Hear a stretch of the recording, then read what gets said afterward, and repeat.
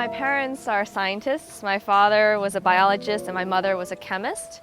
We were in Philadelphia, and Philadelphia is home to Curtis Institute of Music.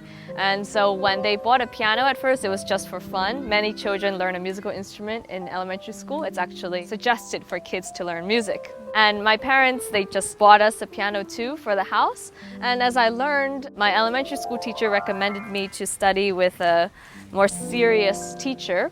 So we first went to cinema music school, and then we found another teacher that was a Curtis Institute faculty member.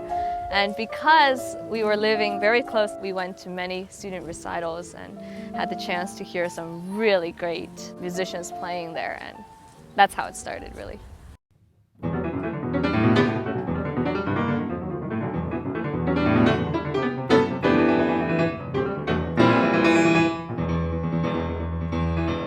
I think my parents got the piano when I was just turning 6, so it's known as my birthday present because the piano came just around the time of my birthday.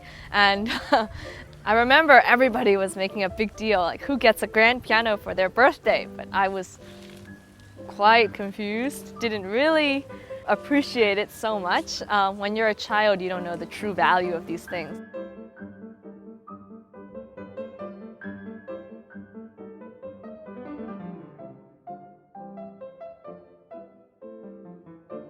I had a timer on the piano, and as soon as it would ring, I would just jump out of the seat and do anything else I wanted to do. So for me, it was more of an obligation, but it was an obligation that I learned to love. Playing the piano was never exactly difficult. It was always rather natural. I think one of the pieces that I really was able to call my own was probably the Mozart Coronation Concerto, because I learned it when I was about 8 years old, and I played it from when I was 8 until I was 11. It was the concerto I used for every small youth competition. It was my concerto for my Settlement Music School graduation, and I played it with many different regional orchestras at the time. And I remember that was the piece that I would say is really my piece.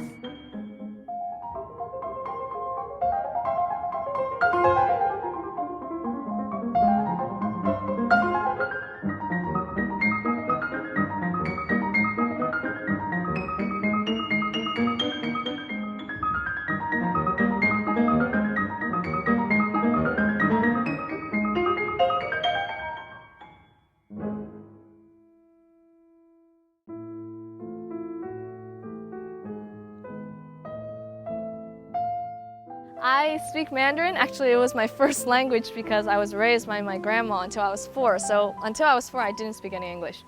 So I know how to speak Mandarin quite fluently, but today I hear with a very strong accent, American accent.